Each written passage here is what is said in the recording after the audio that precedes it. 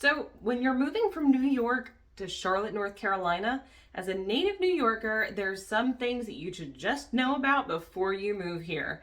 We're going to dive into some of the differences between New York and Charlotte that drive New Yorkers crazy and some things they might actually love.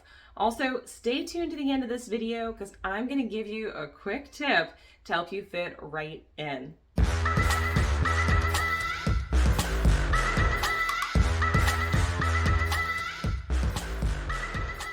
If you want to know everything with regards to eating, sleeping, living in Charlotte, North Carolina, the good, the bad, and everything in between, be sure to like and subscribe this channel. This way you can stay up to date on everything you need to know about Charlotte and the surrounding areas. So let's dive into our video topic for today. As a native New Yorker, I do remember my friends mentioning there was one phrase that I used quite a bit when first moving to the Carolinas, and it was, in New York, we do it like this. And I'm sure you're going to experience that a little bit when you come down here. Now, I will say this. It's not going to be quite the culture shock that it might have been 20 years ago, but there are still a few things that are pet peeves to New Yorkers and things that are just a little different. So let's dive into my top list of items that you should know when it comes to moving North Carolina, specifically Charlotte. The first thing that I'm going to talk about, people are just a little slower. No, I don't mean mentally. No, honestly, actually, as a people, especially even our schools, we have some of the highest scores in the country. What I'm talking about is people move at a slightly slower pace. Now, I'm sure you can picture the Cracker Barrel as you're headed down I-95 with a nice little rocking chair out in front.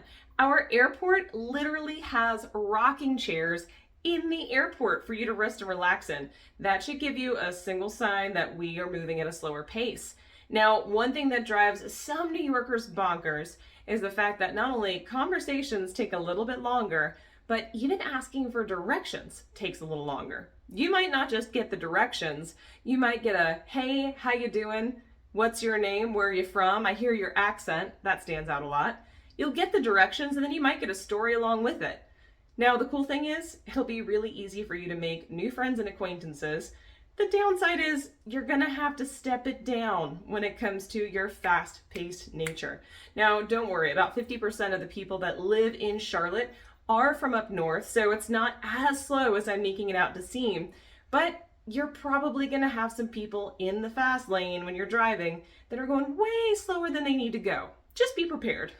Now, the next pet peeve that native New Yorkers run into, driving in weather. Now, why do I make air quotes? Well, the first bit of weather that we're going to talk about is not hurricanes, not typhoons, not tornadoes. No, the rain. The rain coming and falling from the sky is kryptonite to Southerners, and for some reason, people stop being able to know how to drive when rain hits the pavement. So be on the lookout and get a little extra distance because sometimes things come to a halt and people quite don't know why. The second type of weather I'm talking about is snow and ice. Now I'm going to give Southerners a little bit of props and give the Charlotteans a little bit of props here and a little clout. Yes, we don't necessarily get snow. We get ice. That's right. In Charlotte, it's very rare for us to get snow, and if we do, it's usually once a year. I think maybe there was twice a year in the entire time I've been living in North Carolina. With that being said, it is challenging to drive on ice. But whether it be ice or snow, it is very difficult for people to drive. Now, I will also say this. When it snows, or if there's the threat of snow, or if there's the threat of ice, the entire city will come to a standstill.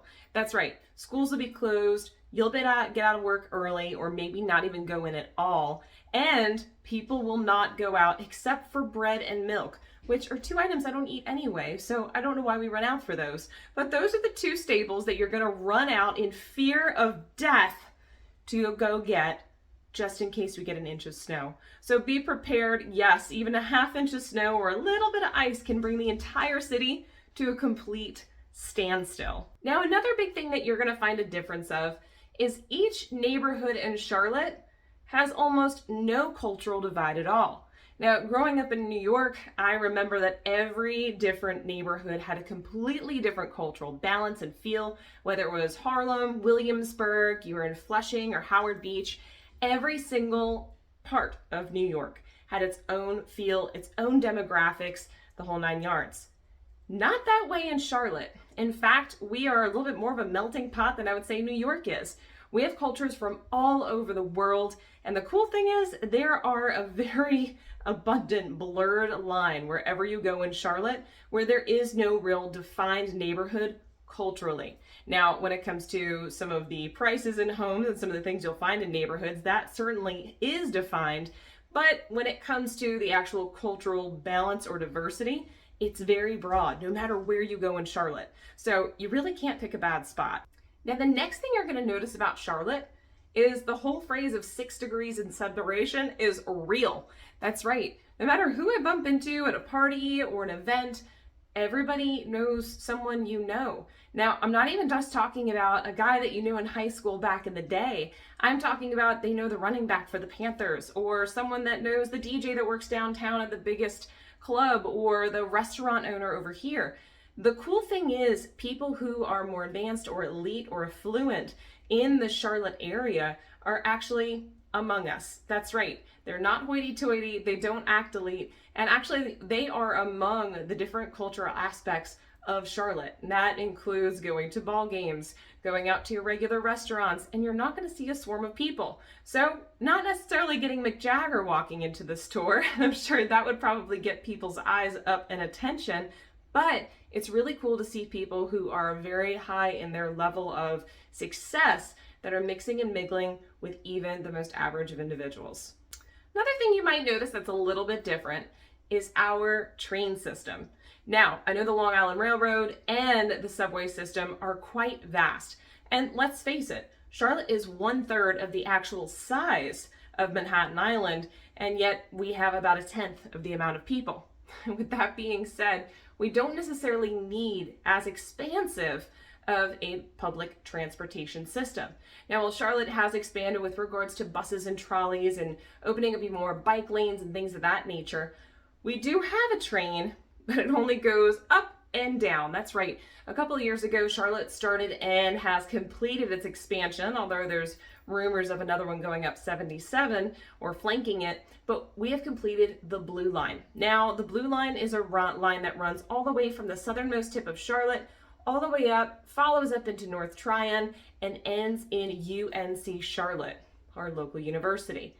Now, the cool thing about this is, yes, it has improved transportation for those that are going into the city, but the cool thing is it actually is a great opportunity not only for tourists, but for locals to get to all of the biggest or hottest neighborhoods to hang out. That's right, it goes right through South End, up into downtown or Midtown, and you're also going to be able to get into Noda, close to Plaza Midwood, and beyond. So it's pretty gosh darn awesome. Now, this is a quick difference. When I first moved here, I was very confused. Why? Well, I grew up in New York. In New York, you have Uptown, Downtown, Midtown. It made perfect sense. However, in Charlotte, there's just Uptown. There's no downtown, there's no Midtown, it's just Uptown. Now, granted, you will hear some people call it, I'm going downtown. The official phrase or name for it is Uptown Charlotte. It does sound a lot fancier than downtown. However, whatever phrasing you use, no one is going to get mad at you, but just understand there's absolutely no differentiation. And it's not nearly as big as Manhattan, so there's really no confusion. It's just the northern side of Uptown or the southern side of Uptown. Whatever it is, it's within the 277 Beltline. You can't get lost. Now, one of the biggest questions I get when people are moving here, especially from New York or Connecticut, is, yeah, but what's the taxes? Now, you're not going to have to worry about taxes anywhere in the Charlotte and surrounding areas. I mean, in Charlotte, Mecklenburg County, in Rock Hill, Fort Mill, South Carolina, whether you're in Concord, Union County, you just don't have to worry about it. Why? It's stupid low. Now, when I say stupid low, I mean 1.3% tax. And that's with city and county together in Charlotte. If you go outside of that, it can be even lower. So when you're looking at tax rates, it's probably one of the least of your worries. So I would highly recommend focus on schools, the home that you really want to live in, and areas that you really want to be around, because taxes just aren't an issue down here. Now, if there's a phrase that I hear almost all the time, usually it comes from my cousins, family members, friends that are still in New York, it's, man, I really wish I could leave New York. There's a bit of a tie, and I think you know what I'm talking about. There's a bit of a hold that New York has on us as New Yorkers, that we just can't leave or don't want to leave, but we are sure as heck going to complain about everything New York has and doesn't have. One thing you're going to notice when you move down here, even as a New Yorker, while you might miss some of those little aspects of New York, you're going to fit right in, and there's really nothing here that you could possibly complain about or anything that you possibly don't have. That's right. With regards to Charlotte, I was a little worried, well, am I not going to have this or that? To be perfectly honest, Charlotte has absolutely everything you could possibly need, even as a New Yorker, to fit your needs. So be in a place that you want to be in and not have to worry about complaining about anything going wrong anymore, because Charlotte is the place for you.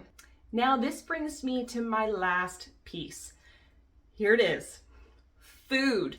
Yes, this was a huge thing, and I moved here about 18 years ago, so it's been a little while. And at first, it was so challenging to find food for me, a New Yorker. Where am I going to find my pizza and my bagels and, oh my gosh, a delicious semolina bread? These were real issues. I know it sounds silly, but it's those little things. Where am I going to find rainbow cookies or a great Italian bakery? Yes, I do love pastries. It's a thing. My waistline will show it. But here's the thing. These are not issues anymore. The food scene within Charlotte is absolutely exploded. You can find any cultural cuisine you could possibly think of, from Ethiopian to Indian to your classic Italian. And what gets better and better is that because more New Yorkers are moving here, guess what? The scene with regards to pizzas and pastas and bagels has absolutely skyrocketed. I know I've mentioned some of my favorite pizza places, but 𝗖𝗰𝘁, 𝗨𝘀, and one of my new favorites, by the way, which I found more recently, is Poppy's Bagels. Poppy's Bagels has the closest to New York City bagels. I'd say it probably is on par with the New York City bagel from downtown. So highly recommend, swing by. They'll put any topping on it that you want, but make sure if you order an iced tea that you know if it's sweetened or unsweetened. Yes, sweet tea is a real thing around here. And for my final tip, if you're moving here from New York, there's one change you may want to think about making.